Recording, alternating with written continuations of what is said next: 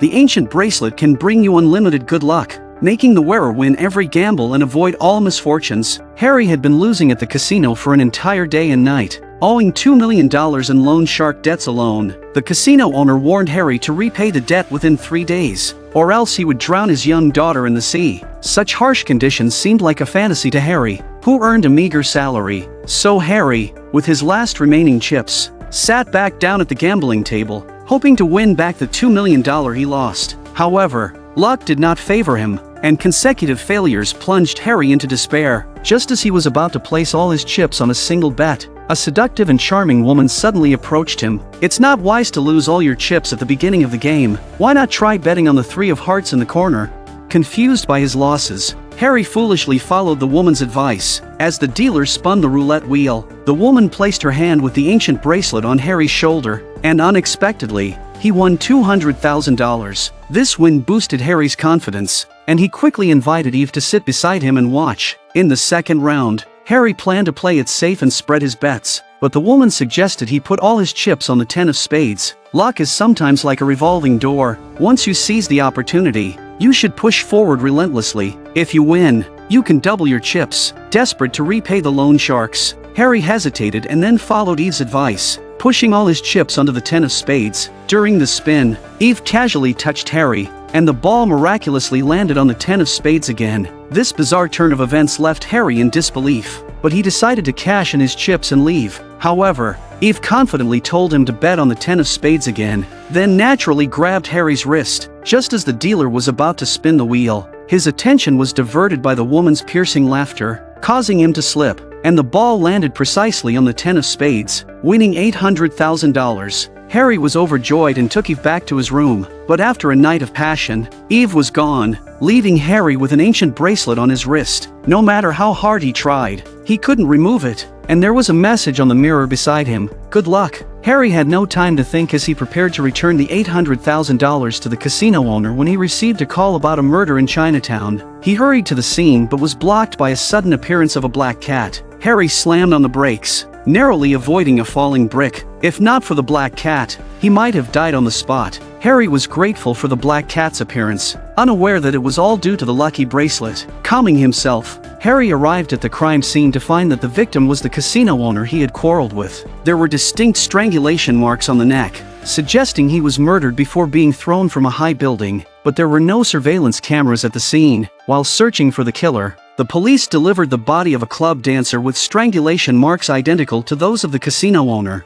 The female corpse had been buried in the Thames mud for at least a week. The DNA left by the killer on the body had long been exhausted. The most crucial point was that the casino was less than a kilometer from the club. His assistant believed that the same person was likely responsible for both murders. Suddenly, Harry remembered the casino owner had argued with a young man the night before, and he asked his assistant to check the casino's nearby surveillance for the owner's last movements. He then went to the gym to find the casino manager to ask about the man's identity. The manager said the man causing trouble at the casino was named Gray, who used to work in casino security, but he was mysteriously fired by the casino owner 2 months ago, allegedly over a dancer. At that moment, his assistant retrieved the CCTV footage showing the casino owner meeting Colin 5 minutes before his death. Colin was the owner of the strip club and had close ties with the suspect Gray. This development made Harry realize that the love triangle was just a distraction and that a powerful force was manipulating everything from behind. To find Gray and uncover the truth, Harry planned to arrest Colin on charges of accomplice to murder. Panicked, Colin revealed that Gray planned to escape from the port to save himself. Hearing this, Harry immediately gathered his team to stake out the port, but an overeager colleague ruined the plan. Realizing he had been betrayed, Gray fled in a speedboat, and Harry gave chase. Due to the darkness, Harry accidentally crashed into sea cargo, flipping his boat, and his ankle was tightly bound by a rope from the boat. He quickly raised his hand with the ancient bracelet above the water to signal for help, but a co-conspirator of Gray saw him. As he raised a machete to take the bracelet, a nearby ship suddenly caught fire. Seizing the opportunity, Harry grabbed the machete, dived underwater, and cut the rope. With sirens blaring around them, Gray and his gang abandoned the bracelet and retreated, escaping death. Harry was about to return to the police station when Eve from the casino appeared. She told Harry that while the bracelet brings endless good luck, It brings misfortune to the wearer's loved ones. Now that the mastermind knew Harry had the bracelet, they would stop at nothing to send assassins to retrieve it. As a policeman, Harry dismissed this as nonsense, but the next day, his daughter was hit by a car. Fortunately, she was taken to the hospital in time and was not seriously hurt. Determined to catch the killer and uncover the bracelet's origin, Harry found the man who forged documents for Gray, who was playing a street gambling game. Harry knew such street scams were rigged, and no normal person could consistently win. He wanted to test if the bracelet truly brought him extraordinary luck. Unexpectedly, he won $500 on his first bet, leaving the scam artist baffled and prompting him to increase the stakes tenfold. Hoping Harry would play again, watching the man shaking hands, Harry confidently placed the money on the far left position. As expected, he won again. The man angrily paid the prize and demanded Harry try again, but this time with no chips. Brimming with confidence, Harry didn't even watch the shuffle process and directly picked the hidden Queen of Hearts. Furious at losing, the man shoved Harry to the ground and escaped on a motorcycle with his accomplice. During the scuffle, Harry managed to snatch his phone. Using the phone's tracking system, he found the man's fake passport workshop. Harry hoped the man would reveal Gray's hideout, or he'd turn him over to immigration. The man scoffed at the threat and only wanted to know how Harry cracked the street card game. Reluctantly, Harry had to compromise, though he got the information. And he begged like a dog. So I got him a space. Harry didn't reveal the bracelet's secret, because no one would believe such a strange story. Then, the two of them went to the station, ready to take a train to Greece to catch their target. Looking at the ticket, which resembled an invitation, Harry suddenly remembered that Gray deeply loved the deceased dancer and would likely visit her grave before leaving. He immediately took his assistant to ambush near the church and found Gray crying secretly on a bench. Sensing something was wrong, Gray started running and soon outpaced Harry with his superior stamina. Seeing this, Harry knew he had to take a shortcut to catch him. Taking a deep breath and touching his lucky bracelet, Harry sprinted across the highway. All the speeding cars miraculously missed him, causing no harm. This bizarre scene left the fleeing Gray stunned, and Harry took the opportunity to tackle him to the ground. Back at the police station, Harry interrogated Gray, who confessed to the two recent murders, but the motive wasn't revenge for his girlfriend. He was just doing a job for his boss. Harry wanted him to reveal the boss's identity, but Gray's lawyer interrupted, and the lawyer turned out to be Harry's ex-wife, causing the investigation to hit a dead end. As Harry was trying to persuade his ex-wife to drop the case, he learned about a train derailment in Greece that had killed over 300 people.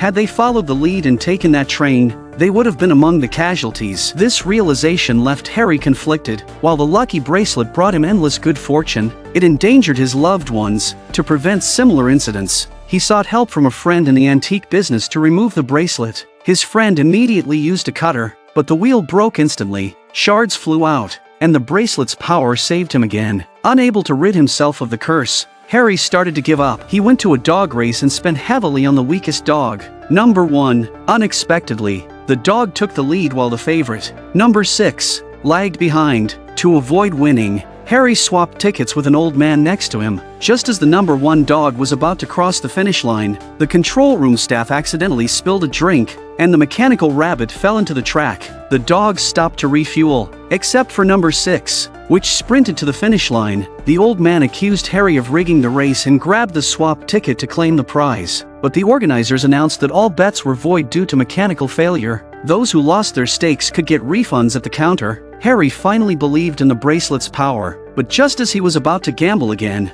Eve from the casino stopped him. The lucky bracelet isn't meant for gambling. Such unearned luck comes at a terrible price. Your only choice is to use the bracelet to do good deeds, shining the light of justice into the dark underworld. Just as Harry thought he could never escape the bracelet's curse, Eve called. She invited him to meet at the crossroads on Tomb Street, promising to reveal how to remove the bracelet. Overjoyed, Harry rushed to the location, only to find Eve gone. Instead, 3 motorcycle robbers were fleeing a jewelry store. Realizing something was wrong, Harry hurried to the scene and found the owner dead from suffocation. The safe was empty of documents, but the gold jewelry remained. Harry believed the robbers' goal wasn't theft or murder. The documents must hold a shocking secret. While arranging an autopsy, he noticed a mysterious man praying in the crowd. Harry caught up to him and asked for clues. The man claimed to be the jeweler's brother, working at the Grand Diamond Association. He said his brother had racked up debts due to poor business management, but he didn't know the creditor's identity. He also mentioned that similar robberies had occurred twice in 3 days. Harry rushed to the first robbed jewelry store to investigate. The owner claimed the robbers took only a few diamond rings, leaving the valuable documents in the safe. Clearly, the robbers were just desperate petty criminals, empty-handed. Harry returned to the jewelry store on Tomb Street, where he found a diamond photo under the workbench. He took the photo to the jeweler's brother, asking if he had seen the diamond before and if the robbers might kill for it. The brother said it was the rarest Golconda blue diamond, unseen by the Grand Diamond Association staff since 2008. Back at the police station, Harry immediately checked the jewelry store and auction house transaction records. It was discovered that the blue diamond called azurite is still missing, and it matches the shape in the photo Harry found. At this moment, the autopsy report of the jewelry store owner came out, revealing multiple bruises on his fingers, indicating severe torture before death. The jewelry store owner, Johnny, also had bandages on his left hand, showing they both suffered the same treatment. To understand the whole story, Harry took the photo of the azurite blue diamond to Johnny, asking if he knew the real identity of the robbers. Johnny denied being tortured and falsely claimed he had never seen the azurite blue diamond. Facing Johnny's threats, Harry did not back down.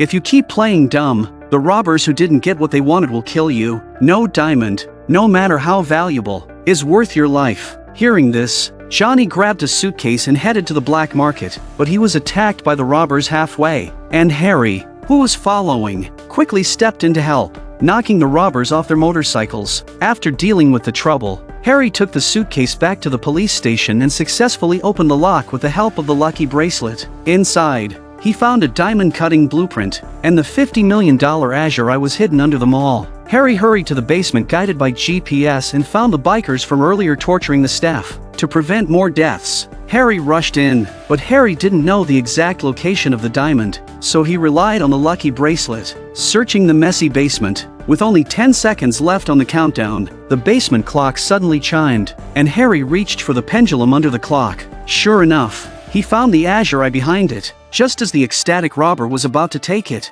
Harry knocked him down with a right hook. The accomplices tried to escape but were stopped by Harry, who pointed a gun at them. Harry was stunned by the scene. The curse of the lucky bracelet wasn't lifted, and he had to let Eve go. As he pondered why Eve would expose herself, his brother's friend discovered that the lucky bracelet came from an ancient eastern country, with yin-yang trigrams for divination, but the yang line on the bracelet disrupted the cycle, causing the wearers to end up in tragedy. It was said that the bracelet was made by order of Yang Guifei's uncle. Because of the extra yang line, Yang Guifei caught the emperor's eye and entered the palace. Soon, Yang Guifei greatly influenced the emperor, leading him to neglect state affairs and indulge in pleasures. During the Anlushan rebellion, the soldiers, fearing the downfall of the nation, forced the emperor to execute her. Since then, the bracelet bringing good luck disappeared, only to appear on Harry's wrist across the ocean. The professor warned him to discard the bracelet quickly, or he would face endless troubles. A billionaire gold tycoon jumped from a dozen meters high rooftop to escape the curse of winning without losing at the casino. Such a bizarre suicide soon drew the local police's attention, who conducted an autopsy on the tycoon. Apart from the marks left by the lucky bracelet on his wrist, no drugs were found in his system, terrifying Harry, who had just received the same bracelet. Not only had he won $800,000 at the casino, but he had also solved numerous strange cases with its power. The police suspected the tycoon's death was linked to financial crimes and handed the case to the Financial Conduct Authority's Kate. Unexpectedly, on her way home, the office building's lights went out. Sensing danger, Kate quickly called the police for help, claiming a man was chasing her. The operator told her to stay calm and that rescue was on the way, but all she heard was static. As Colum had found her hiding place through the surveillance system, Kate's mysterious disappearance caught the police chief's attention. Her main job at the Financial Conduct Authority was investigating illegal trades. After that distress call, she vanished, making the tycoon's death more suspicious. So, the chief tasked Harry with finding the mastermind. Harry and his partner went to Kate's office, finding no signs of tampering with her documents, but the location of her call indicated she was there. His assistant noted the building's high security system, impossible to breach without an insider's pass. Realizing something was wrong, Harry rushed to the surveillance room to review the footage. Finding a 10-minute gap at 9:24 p.m., the killer likely hacked the Financial Conduct Authority's surveillance system. Harry ordered the staff to pull footage from the underground parking and emergency exits at 9:24, but the mastermind had already deleted those videos. Desperate, Harry went to the Financial Conduct Authority's chief, learning that Kate had been investigating the tycoon's case for months. The tycoon never lost money on his trades in the futures market, and his £100 million gold investment after September 11 had octupled. Such success was impossible unless he had foreknowledge. Harry rushed to Kate's apartment and found emergency injection tools in the fridge. She likely had mild hypoglycemia, needing injections of carbohydrates and sugary foods to maintain bodily functions, or she would lose consciousness. Harry took the drug residues found in her office for analysis, discovering fentanyl, a black market sedative. Given Kate's diabetes, Harry believed that the mastermind withholding food could create an undetectable murder scene. He ordered his assistant to check the street surveillance around the Financial Conduct Authority. Finding an SUV leaving 8 minutes after the blackout, they traced the SUV to a canal boat on Regent's Canal, finding ropes and bandages used for kidnapping and unadministered insulin. While searching for clues, someone poured gasoline on the boat and set it on fire. Trapped, Harry broke a window to escape. The forensic doctor found thiopental on the canal boat, a drug at a concentration close to that used by the Soviets for interrogation. The mastermind is likely to have received strict military training and wants to know the secret of the tycoon's gambling success from Kate. Then the assistant checked everyone related to the tycoon. One person, Cullum, who had worked as a thug for the mob, caught their attention. He killed a notorious KGB leader at 23 and met with the tycoon 2 days before his death. Currently, he runs a shipping company. Hearing this, Harry immediately led a team to the dock to arrest him. Unexpectedly, they were knocked down by Cullum, who had been waiting. When Harry woke up, he found himself in a container with Eve, who had given him the lucky bracelet. Sitting opposite, Cullum said he shouldn't have given Harry the lucky bracelet. To make up for this mistake, Harry must pay with his life. Leave it.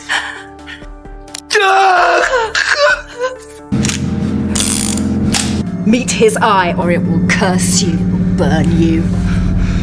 To test the bracelet's power, Cullum decided to play Russian roulette with Harry. He loaded 3 bullets into the gun, betting a 50% chance on Harry's survival, and Eve told him to believe in the bracelet's power. As Cullum pulled the trigger, Harry miraculously survived. However, Cullum's next move plunged them into despair. Cullum loaded 6 bullets into the gun, aimed at Harry's head, to test the bracelet's ability to defy fate. Seeing this, Eve warned Cullum to look into Harry's eyes while shooting, or he would be cursed. Cullum, though pretending to be calm, followed the advice and stared into Harry's eyes. Just as he was about to pull the trigger, water overflowing from the bathtub dripped onto his bald head through the wall. Taking advantage of the distraction, Eve lunged at Cullum, causing the gun to misfire and hit Cullum's heart. This coincidental accident shattered Harry's worldview. He wanted to call the police, but Eve, who saved his life, refused. If the police arrived, they would surely question why they were kidnapped. With a loaded gun and a dead body beside them, could all this be because of the bracelet's magic? The police would never believe such a story. Eve told Harry to leave the crime scene quickly,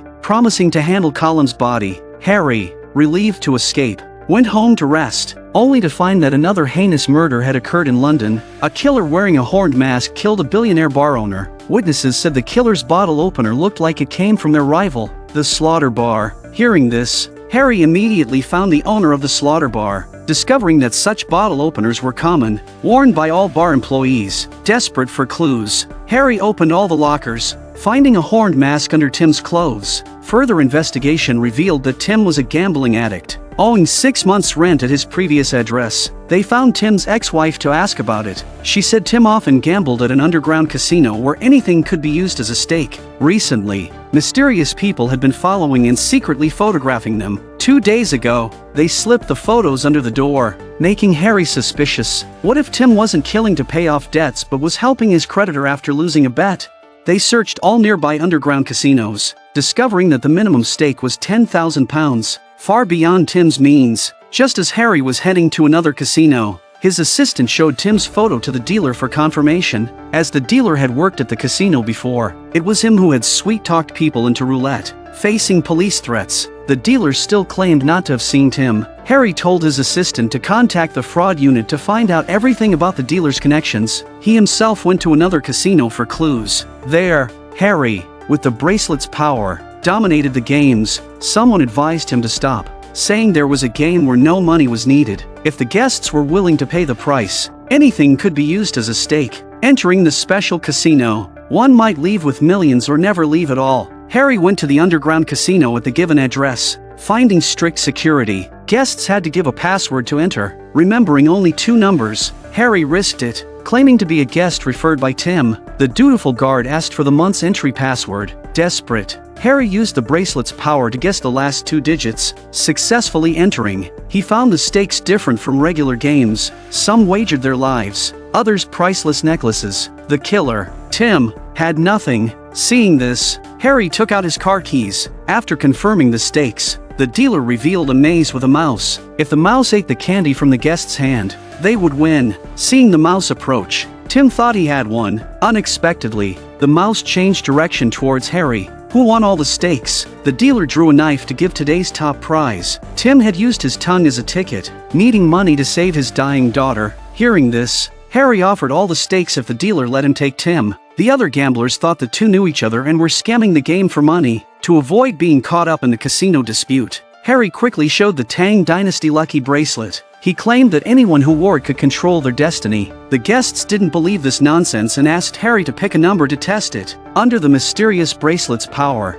the dice landed on Harry's chosen number. Escaping with his life, Harry took Tim to the police station where he confessed to the murders, claiming it was to repay his debts. Harry told him to stop lying. It cost £10,000 just to enter the underground casino. A broke man like Tim could never afford it. Harry believed that the Qinglong casino's owner, Lily, sent Tim to assassinate the bar owner to control the money laundering business. They investigated Qinglong Casino and found that Lily had written Tim a check for £110,000. Faced with irrefutable evidence, Tim confessed, and the lucrative Qinglong Casino was shut down by the police. Just as Harry finally relaxed, Eve, who had given him the bracelet, came to him. Her mother had been killed because of the lucky bracelet, and Eve wanted Harry to find the mastermind. That day, a naked Jordan was crying for help on London Bridge, scaring drivers away. The police, trying to stop Jordan's reckless behavior, tasered him. The spark ignited gasoline, engulfing Jordan in flames. Detective Harry rushed to the hospital to find Jordan's skin burned, with thick glass shards removed from his body. He likely broke a window to escape the killer. Harry hoped Jordan would reveal the killer's identity, but he passed out from exhaustion. With no leads, Harry started with the glass shards. Searching for glaziers in London, he found that a window had been repaired near Albert Bridge that morning. Harry and his assistant rushed to the location, where the security guard had been convicted of serious theft and served 7 years. Seeing Harry, who had put him in jail, the guard hurriedly explained that he had reformed and now guarded abandoned government properties. Harry lightly tapped the broken window, smelling the pungent gasoline on the fragments. A police dog, catching the scent, suddenly went berserk and ran to the rooftop. Harry and his team followed. On the rooftop, they found Jordan's torture scene and a crumpled credit card in a nearby bag. Harry asked his assistant to check the fingerprints on the card. They retrieved the card's transaction records from the police system, finding that the deceased Jordan had faked many identities. With a history of fraud and theft at school, the credit card at the crime scene belonged to another wealthy heir. Realizing something was wrong, Harry rushed to Jordan's apartment, finding an expensive gold watch inside. His assistant found an encrypted USB drive on the computer, which contained numerous surveillance videos. The videos featured Jordan's friend, Zach. They had been scamming wealthy young women, but they didn't realize Sasha's father was the biggest adult video network owner in Eastern Europe, controlling London's largest underground mafia. Harry believed Jordan's death was related to the scammed women. He took the valuable gold watch to Sasha for clues. Sasha confirmed she had a similar watch but claimed not to know Jordan. With no leads, Harry gave her his card, asking her to contact him if she remembered anything. The police visit frustrated Sasha, and she wanted to use her father's power to eliminate Harry. Her lawyer warned that killing a British cop was unwise, especially the most successful detective. To discreetly remove Harry, the lawyer instructed a hitman to place a remote bomb on his car. As Harry and his assistant drove to the crime scene, the hitman followed and detonated the bomb, trying to make it look like a tire blowout accident. Sensing the loss of control, Harry raised his hands, leaving it to fate. His assistant tried to grab the wheel, but Harry stopped him, and the car eventually spun to a stop at the barrier. Having narrowly escaped death, Harry used surveillance to track Zach's location, finding him with his wealthy girlfriend at a hotel. Their next target, seeing strangers at the hotel. Zach thought they were Sasha's hitman and knocked out the assistant, fleeing to the basement, desperate to solve the case. Harry chased them into a dead end, with a long list of crimes. Zach refused to go down easily, pulling a knife on his girlfriend. Seeing this, Harry let them go. Zach called Jim, asking for help with passports to France. Jim demanded £100,000, agreeing. Zach didn't realize Jim sold the info to Sasha's lawyer. The next day, Zach brought his girlfriend to the dock for the passports. Finding a gun in the cockpit, Jim told him to kill Harry at the dock to get the passports for free. Harry warned Zach that they were being set up and told him to drop the weapon. It's not easy to shoot someone with unbelievable luck. An enraged Zach fired several shots, but the bullets all whizzed past Harry's head. This bizarre scene completely shocked Zach. He quickly pushed his wealthy girlfriend into the sea and tried to escape by boat. Unexpectedly, he was knocked down by a mysterious person hiding under the boat. By the time Harry and the girl reached the shore, Zach had been taken away by the mysterious person in a truck. The mastermind behind this game was the seemingly harmless Sasha. They dumped Zach and the security guards' bodies on an abandoned rooftop, staging it as a mutual execution scene. This woman walked on the edge of a 100-meter-high building without a trace of fear in her eyes, just because she had obtained a lucky bracelet. Panicked, Harry tried to pull her back to safety. Unexpectedly, she jumped off the roof without hesitation, landing safely on the elevator that had just reached the top. This turn of events made Harry believe even more in the bracelet's power. Just as he planned to balance the curse using the yin-yang theory, a millionaire bank manager suddenly died of poisoning in a busy area. The toxicology report revealed the same poison as in the previous 3 cases. The killer injected the victims with a colorless, odorless toxin. It caused their organs to fail by the time they called for help. To quickly find the mastermind and prevent more deaths, the assistant marked the victims' workplaces and residences. Harry found the locations too scattered to find a connection, so he had the assistant expand the search to 10 years ago and found that all 4 victims had been on Red Brick Street. Finding suspicious persons the victims might have contacted there was like finding a needle in a haystack. As the assistant went to the local police for surveillance footage, Harry spotted a suspicious Asian mercenary in a corner. Just as he approached, the mercenary fled to a casino. Having quit gambling, Harry had to enter the casino to find clues. The owner was displeased with his arrival. As rumors of his invincible luck had spread throughout London, Harry quickly explained he was looking for someone. As he left, the owner gave him a chip, which he tossed onto the roulette's 14, unexpectedly winning tenfold. Harry didn't want to accept the dealer's chips but was surprised to see a woman wearing a bracelet winning big. Isabella seemed to know her identity well. To figure out how many lucky bracelets existed, he bet all his chips on a different number from Isabella's. As the roulette spun, the ball landed on 13. This was Harry's first loss since getting the bracelet. He grabbed Isabella, asking about the bracelet's origin. I don't lose. How did you get that bracelet? How did it feel? A proper bet at last. I can barely remember the thrill, it's been so long. Same as you, I imagine, though you don't seem to be having half as much fun as I am. Harry rushed back to the station to check Isabella's identity, only to be told by his assistant that 2 hours ago, a murder occurred at her apartment. The victim, like the others, died of poison. Credit card records showed the victim had dined with friends at a curry house on Red Brick Street the previous night. Harry immediately searched nearby restaurants for witnesses. Passing a building, a steel pipe suddenly fell. Aiming straight at Harry, the bracelet's power saved him again, as the pipes avoided him and hit the ground. One pipe broke a nearby window, revealing a lab with various equipment, clearly a ricin production site. Harry was about to take the evidence to the station when a mysterious man with a backpack appeared. The assistant identified herself, but the man used the terrain to trap Harry in the corridor and challenged the entire justice system. Before you catch me, more people will die. Back at the station, Harry pulled the man's identity information.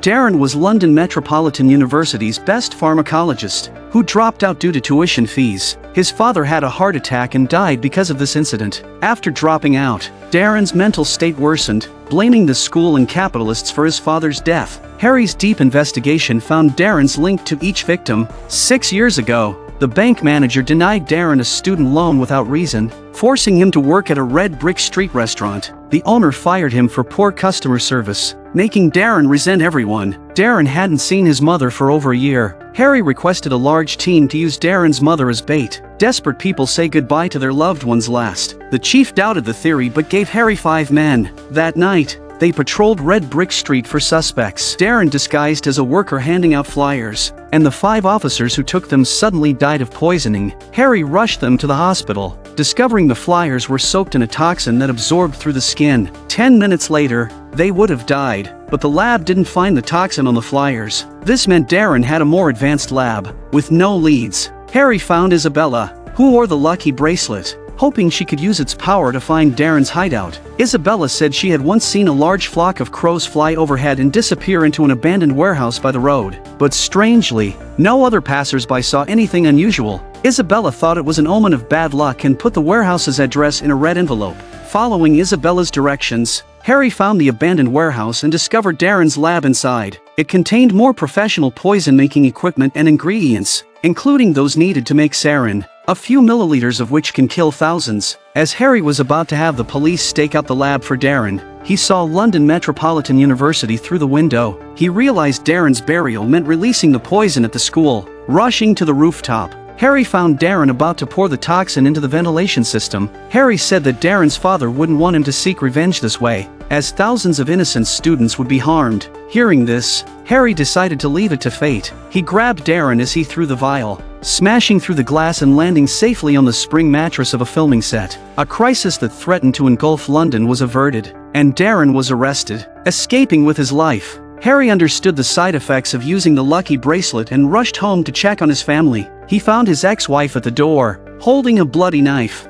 Oh, I was in the middle of making dinner and a bloody fox got in upstairs. I don't know how it's dragged a pigeon in, there's blood everywhere, it's absolutely disgusting. Hearing this, Harry finally felt at ease, believing that using the bracelet to catch criminals might not invoke the curse. That day, the forensic center received a fresh corpse, with a screwdriver embedded in the head. The fingerprints had been wiped, but the depth and angle of the wound suggested a strong attacker. The shoulder abrasion wasn't from the fight but looked like a scar from forcibly removing a cross tattoo. The chief ordered Harry to find the killer within 3 days. As the victim was an officer's fiancée, Harry had the assistant pull up surveillance near the bar. They saw Blake, with a history of violence. Near the scene, Blake had served 8 months in a high-security prison for attacking a rival drug dealer. Harry brought Blake in, asking where he was between 1 and 3 a.m. 2 nights ago. Blake claimed he was handing out sandwiches to the homeless, following the priest's instructions. To verify Blake's alibi, Harry and his assistant went to the church to confront the priest. The priest didn't know Kevin, who was stabbed with a screwdriver, and claimed Blake had reformed, helping guide the lost homeless. He warned Harry that gambling wouldn't ease his pain and that he should abandon his vices and join the church. Harry was frustrated by the priest's sermon, wanting to arrest him without evidence linking Blake to Kevin's death. As they prepared to leave, Harry noticed a cross symbol on the church ceiling, similar to Kevin's removed tattoo. Harry asked the assistant to pull up the priest's records. The priest was previously a psychiatrist, working at several hospitals in London. He lost his license after a medical incident, which was covered up by a confidentiality agreement, making it inaccessible to police records. Harry wanted a warrant to investigate the hospital and find out what the priest was hiding. The chief said it was unrelated to the murder and that searching the church and hospital wasn't up to him. While they argued, a worshipper was attacked by the killer after leaving the priest and died at the bridge. The method matched the previous murder, with the same brand of weapon used. The forensic team found no defensive wounds, indicating she knew the attacker, and she had a cross tattoo with the number 182 beneath it. Harry compared it to Kevin's removed tattoo and found the same number, linking both to the church and disproving the priest's alibi. To confirm his theory, Harry stole a security badge and entered the Royal Psychiatric Association. The guard didn't question the unfamiliar face, thanks to the bracelet's power. In the director's office, Harry tried multiple times to access 5-year-old records, failing each time. Frustrated, he found the password on the back of a fallen mouse. With the records, he arrested the priest, who had repeatedly violated ethical standards with harmful conversion therapy for vulnerable gay patients. Kevin was one of his patients. The priest admitted he was also gay, lying about knowing Kevin to protect the hospital's files and continue converting gay patients. Kevin had been his best disciple, helping with similar treatments. Melanie wasn't gay.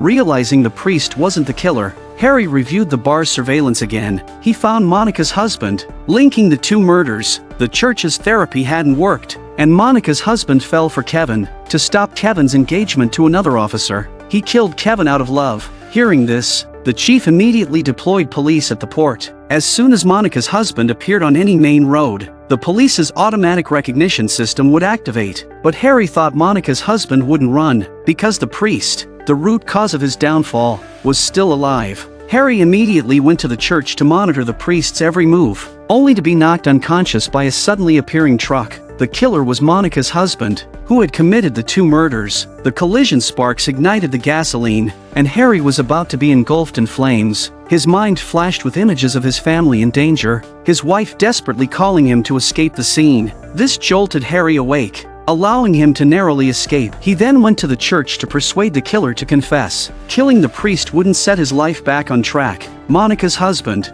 already deranged, wouldn't listen to reason, as he was about to slit the priest's throat to end it all.